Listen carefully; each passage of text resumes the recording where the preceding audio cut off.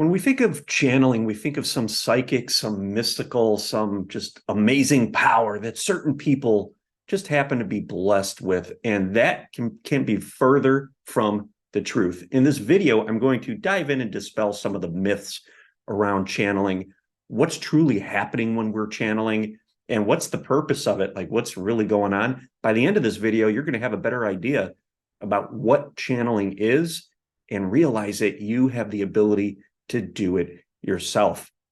So I've been channeling for a while now, 5, 6, 7 years, consciously, that I've known about. Now, before that, subconsciously, of course, I've been connected, as are you, and I've been able to download bits of information. It was just happening under that level of awareness. So when we talk about channeling, we talk about consciously being able to tap into some external force or energy and be able to draw information forward. That's the common definition, or the way people perceive channeling, that it is in fact not what is actually happening. I want to explain. When we're born here, we are completely open. If you think of a baby learns a language. Now, when we as adults learn a language, we have a comparison. We go through a translation process, right? We have this database of language. Let's say English is your native language and you're learning Spanish, for example. You're going to start to learn the words in Spanish, and you're going to be taking those words and you're going to be translating them back to English. And you've got this back and forth going on.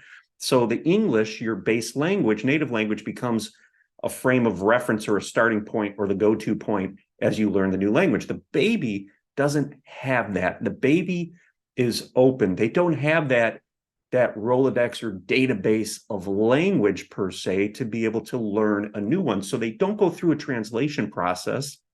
They go through a different process, which really works more like association. They're seeing, they're experiencing, and they're making a connection with what they're hearing in the words. So they learn the language that way. And that happens so much more quickly, so much more fluidly, so much easier with little resistance when you don't have that Rolodex of data or that database to kind of have to make everything align with so that you can understand it. Now, the fact of the matter is, as we move into adulthood, we have a huge database of information that we've learned. We're here in this human body as this human avatar, and we're learning things. And the more we accumulate, the more we kind of separate ourselves from that state of that baby where you're just completely wide open and allowing everything to just simply flow through you and establishing those new connections. We have connections already established. So we're working within a rigid framework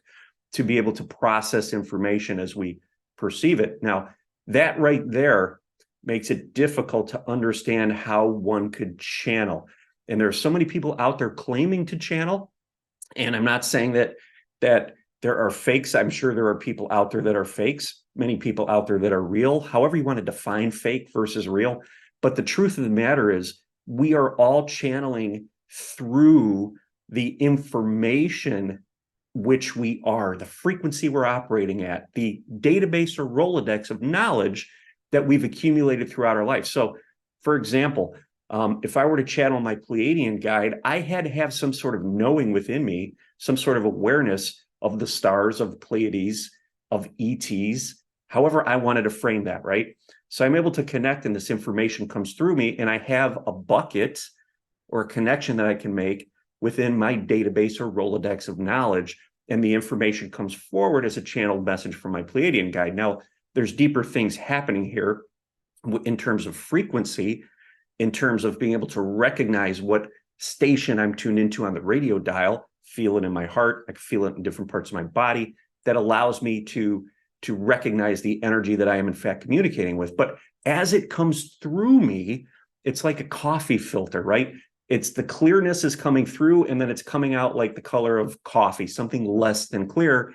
And that color or frequency of that information is based upon the knowledge or the database or the Rolodex that I have within me, which really can be, we could say, limiting beliefs, could say just experience, knowledge, learned facts and things like that. So, for example, before humanity really turned its eyes to the sky, and I'm talking within the last century, not going back to ancient Egypt and things like that, before civilization descended. But as we're coming back out of this, religion was very, very prominent. And within the context of religion, people had beliefs that there were angels and there were demons. So the experiences as the energy moved through their body manifested as a thought of this is either angelic or this is demonic. See, we have a polarity here within this time-space reality. So that was a collective belief, more or less. So when we had various experiences, they kind of fell into certain buckets. Now I'm talking about experiences that were not everyday experiences. I'm talking about maybe people feeling like they were possessed, or they were being communicated with from something from beyond, whatever. It would be put into a context of angelic versus demonic. Now, in the last century, as humanity kind of turned its eyes towards the stars, and we started making connections between what we saw in like ancient Egypt with the hieroglyphs and things like that, making the connection of, okay, even with Native American Indians, there are these images in these stone writings that seem to indicate something from the stars or from the sky. So humanity started to focus on that. And now the database of knowledge expanded. They became aware of there could potentially be beings that reside on a different planet. Okay, so we started to think that that came to our awareness. We were aware of that, right? So now all of a sudden, these messages start coming through, and because the individual or the human expanded their database, their Rolodex of knowledge, they started to produce messages that created a reality in such that these beings were from another planet. Okay, does that make sense? So consciousness is expanding. Now, it's all a function of expanding consciousness, but where does this all come from? Are there angels? Are there demons? Are there Pleiadians? Are there Arcturians? Are there these galactic people? Now, I've communicated with these galactic beings, but as I've expanded my consciousness, I've come to realize that these galactic beings are really a higher frequency version of me. When we come in here, we're like a beam of light, and that beam of light, it fractures out into different colors. Okay, as it comes into the density, like a prism. It's going through a prism. It's coming through. It's fracturing out, and we become scattered. So we become this human avatar. We're cut off from the higher realms, things beyond the veil, multidimensional energy, so on and so forth. And each one of us has a mix of different colors, really, right? Different frequencies. Okay, the coffee filters of different thickness for each and every one of us. And again, that is based on our experiences, our traumas, our limiting beliefs, what we've learned throughout our life. So this information, this connection to our higher self drops in through the filter, and it manifests in a certain way. And it's based on that frequency. It's based on how scattered is your divine light. Has it gone through the prism and just broken off into many different frequencies? Or is it more coherent, more cohesive? Okay. So the more coherent, more cohesive you are, meaning you're not carrying around a lot of baggage, you're working through your limiting beliefs, you're opening your mind to possibilities that you didn't think existed before. And that could be through education, watching videos, consuming content, reading books, many great teachers out there, and things like that. That expands you, that opens you up to new possibilities. And that takes all of this light that you are that's scattered and starts to bring it together into coherence. And now the messages or the information that you get, that you're able to connect with through your divine channel, starts to come forward in different ways. So maybe you were very religious based at one time, and now you are focused more on ETs, okay, because you've expanded, you've become aware of them, you've read something, you've come across content, you've watched videos, you've seen channelings, maybe some of mine, and that expanded you. So that now opens you up to be able to receive information in new ways. Now, the interesting thing about that is it's really by design, because that's how the human species or the human race is stepping up in consciousness, okay? And it's all being guided. Who's guiding it? Is it being guided by God? Is it being guided by ETs? Well, realistically, it's being guided by you. You are source. You are a fractal of source. We all are. And we are creating this reality through the whatever the frequency is that the collective is operating at. Okay, so right now we're seeing a lot of people come online, channeling, connecting to ETs. That's the state of consciousness that we are at now, and that is a function of where we are heading. So we're moving through another phase, whereas before it may have been very religious based. Now it's more ET based. We're moving up through another phase. Okay, that's an expansion of consciousness, and it all starts with starting to become aware of the fact that there are planets out there and stars where beings might reside. Now, originally, we had Roswell and things, we had these UFO crashes. People were thinking, okay, these were beings that came from another planet within our universe. Now we're starting to realize that there are beings that exist beyond our frequency. So like a universe that's a step above where we are, or 2 steps or 3 steps above, many steps above frequency-wise where we are. We really can't see them, but yet they're there. And because we have this idea that they can exist, now as we channel this energy and this information, it starts to manifest.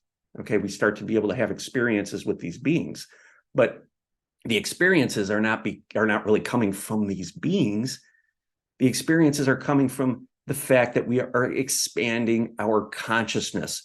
So something dropped into our database that made us aware that, hey, there could be beings up residing above the frequency bandwidth of our known physical universe. And maybe we could contact those beings. Maybe we could get some information from those beings. Maybe we can communicate with them. And that led to that type of reality starting to manifest. So we're moving up into that bandwidth now. So when we talk about channeling, we're talking about really connecting with aspects of you that you had forgotten about, that you didn't know existed. Okay, so when we're in this human body and we're focused solely on this time-space reality, we're not aware of what's going on out here. It's like, I've used this before, we're looking through the straw, right? And we're seeing reality from a very limited view.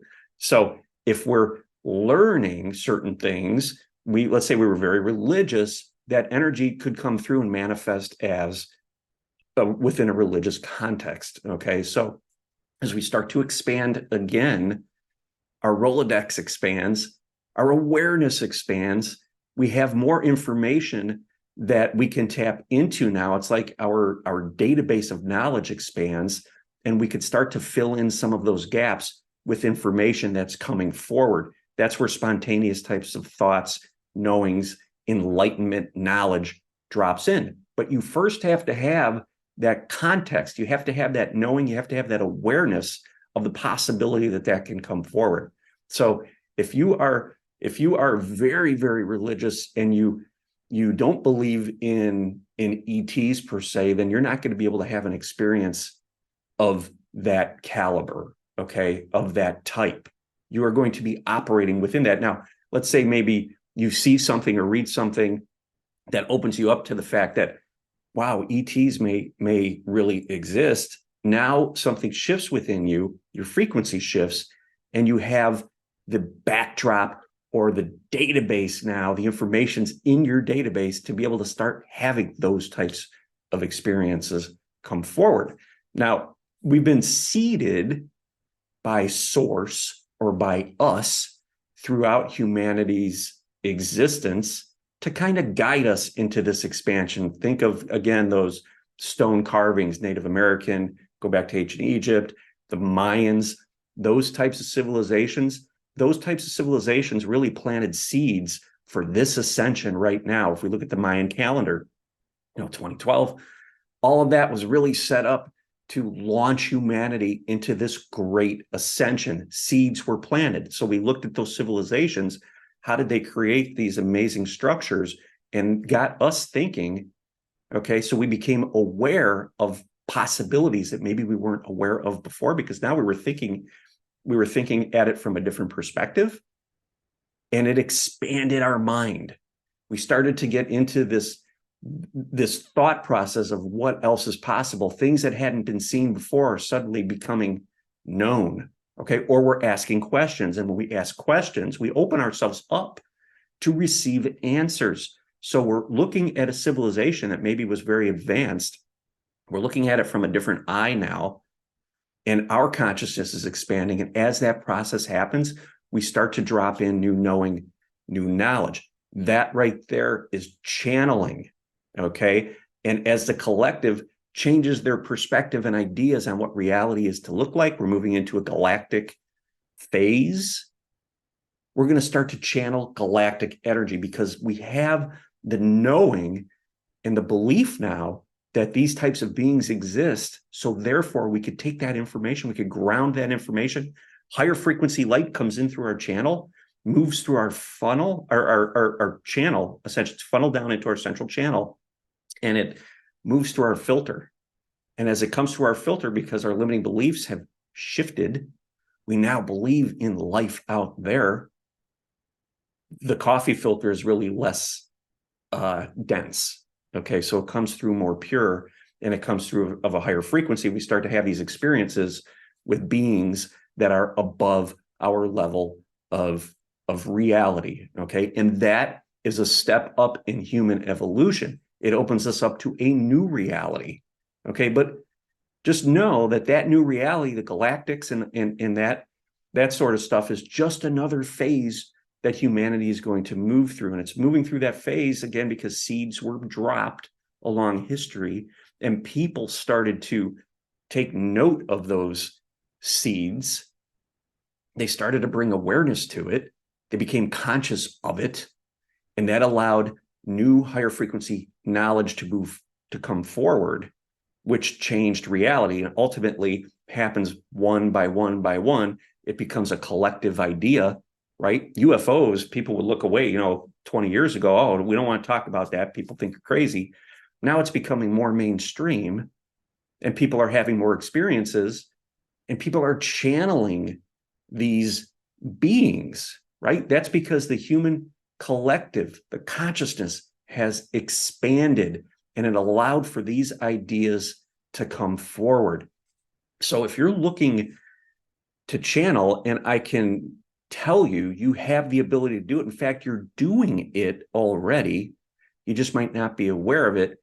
Think of it this way. So think you're in a boat and you're traveling down a river, and you just see it as one big river, and you're just looking forward. You're looking way forward as to what's ahead of you, and you're passing off to the side, off the banks of the river. There are these little streams, little tributaries branching off the river. Now, those tributaries each lead to new ideas, to expanded levels of consciousness. But because you're so focused on what's ahead, you're not seeing them. So you're not expanding yourself. You're not expanding your database.